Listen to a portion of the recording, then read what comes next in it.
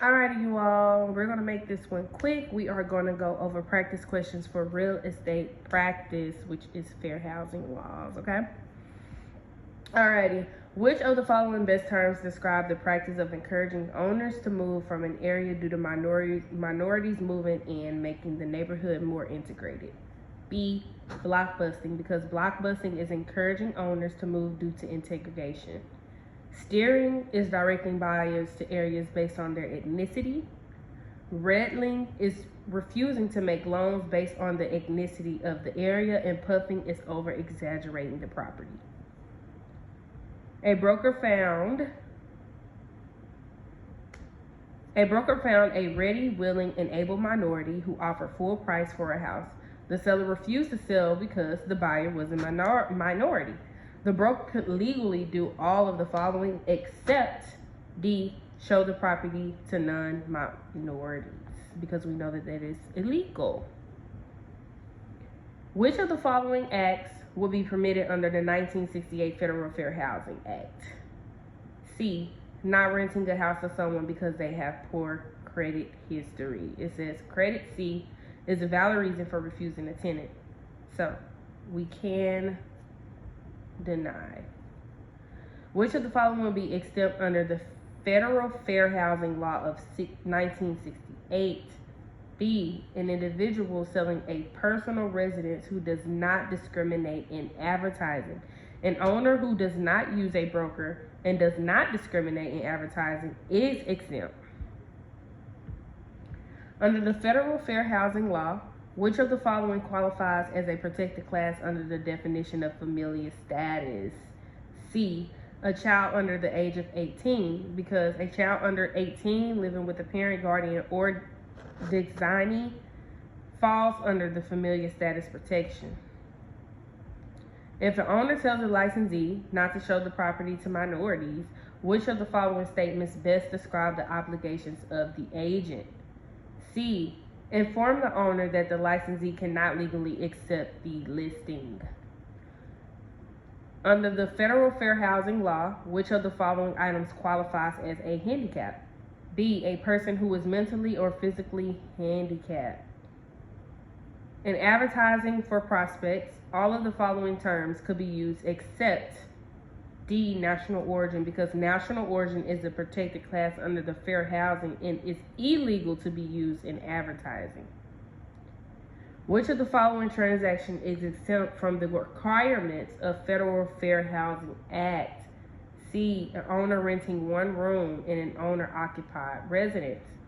An owner renting units in a fourplex when occupied by the owner is exempt under the fair housing. A salesperson in trying to list a property tells the seller that minorities are moving into the area and the properties might devalue. This would be A, blockbusting. A handicapped person asks the landlord for permission to alter the apartment. Which of the following is true regarding the cost of changing the apartment back after the termination of the lease? A, the landlord can require that it be restored as it was before the alteration. A mobility impaired person was renting a unit in an apartment complex. Half of the units are assigned parking spot spaces near the door. The other half do not. The owner, C, must give a parking space near the door to the handicapped person if one is available and a need is demonstrated. A lender will not loan on properties in certain areas due to ethnic makeup of the areas. This is called B, redlining.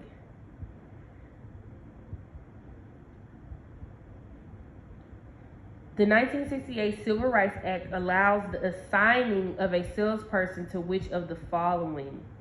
C, branch offices based on the composite age of the neighbors. Since age is not covered under this law, this is legal. By what date must 4 By what date must 4-unit and apartment buildings have been made accessible to the handicapped under the Fair Housing Amendments Act of 1988? The answer is D. March 13th of 1991 was 30 months after the law was passed and deadline Congress gave for builders to comply. So it is March 13th, 1991. Which of the following would nullify a listing agent? A. Death of a seller, because death of either the broker or seller would cancel the listing as the professional service contract. So me as salesperson, if I passed away, my broker can give my listing to someone else, which is so messed up. When can a seller legally cancel the listing agreement or a listing agreement? B. When the broker fails to perform. Which of the following would not nullify a listing? We already know this. C. Which is the death of a salesperson. An owner listed a property with only one broker. After the sale, the broker was not due a commission. Which type of listing would most likely be in effect? A. Exclusive agency, because since it was listed with only one broker and the broker was not due a commission after the sale, this means that the seller was also authorized to sell and not pay a commission, which is an exclusive agency listing authorizes one broker to sell but reserve the right for the seller and sell not to pay a commission. An owner listed a property with a broker. However, the broker failed to do anything to market the property. If the owner wanted to sell the property personally without paying commission, what should the owner do? C. Terminate the listing before the expiration date. A salesperson who wanted to obtain a listing with the best protection for the broker should ask for a D. Exclusive right to sell agreement. A broker gets a commission regardless of who sells the property. What type of listing is this? D. Exclusive right to sell listing. What must a listing have in it? B. An expiration date. An owner listed a property with one broker but reserved the right to sell it personally without paying a commission. Which of the following listings was most likely signed? D. An exclusive agency listing. Which of the following is usually included in the agency agreement? C. Contract expiration date. A broker took an open listing with the seller. Which of the following statements is correct concerning the listing? A. The broker will only get paid if the broker sells the property. A seller could terminate a listing contract with the broker without liability except for D. Decision by principal, because if a principal decides to terminate the listing, there might be liability depending on the circumstances, such as terminating because the principal found their own buyer. Which of the following statements best describe a net listing? A. Sales price less sellers required proceeds, because a net listing is where the broker commissions is the difference between the sale price and a certain amount required by the seller. We're almost done, guys. A property manager generally does all the following except C. Give legal advice, because only an attorney can give legal advice, and we know this. The property management agreement is between the property manager and the property owner, which is B, the property owner. A broker acting as a property manager usually indicates which type of agency. C, general agency, which means that one performs an ongoing relationship such as managing a property. Which of the following duties best describe the duties of a property manager to the owner? D, fiduciary, because the property manager is generally considered to be a general agent for the owner, thus owning the owner fiduciary responsibility. Which of the following is not considered as an operating cost in a property management budget?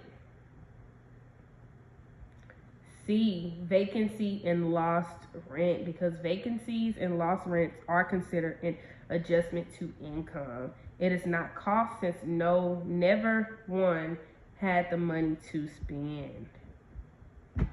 Which of the following would be a violation of the Sherman antitrust laws? A group of brokers setting a commission rate. A group of brokers cannot set a common commission rate. That is illegal. If a salesperson is an employee of a broker, then the broker must B, withhold FICA and federal tax, because if a person is an employee, then the employer must withhold taxes. From which of the following persons may a salesperson lawfully receive a commission? C, the salesperson's broker, because a salesperson can only receive commission money from their salesperson's broker, your own broker. From whom does a salesperson receive a commission? C, the salesperson's own broker. A seller lists with broker X, broker Y, sells the property. To whom does the seller owe a commission to?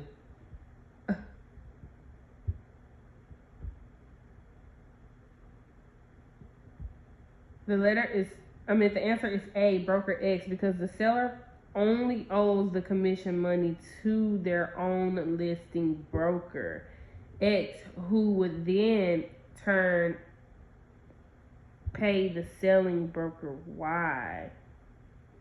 Oh, okay. So a seller lists with broker X, which is the broker. Broker Y sells the property. To whom does the seller owe a commission? So even though Y sells the property, the seller will still pay the broker X because he listed the property. Okay. There we go.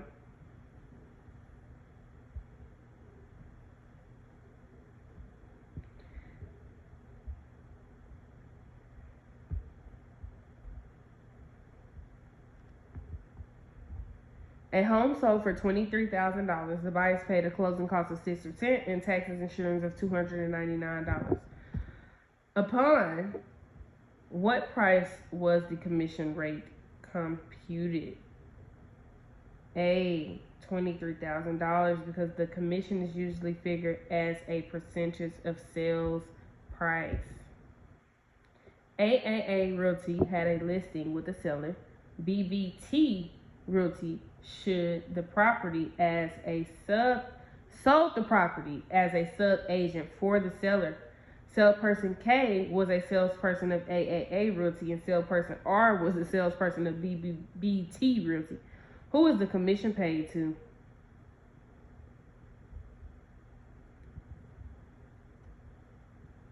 A,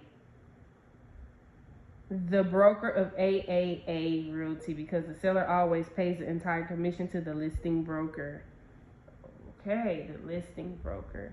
Last question is, which of the following activities would be a violation of the Sherman antitrust laws? So the Sherman antitrust laws is a federal law that prohibits group of brokers setting a fixed price of services. So that's the Sherman antitrust law. So the answer is C, all the brokers in an area agreeing to charge a 6% commission. Alrighty, y'all. That is the last questions for the real estate practice questions and only the answers.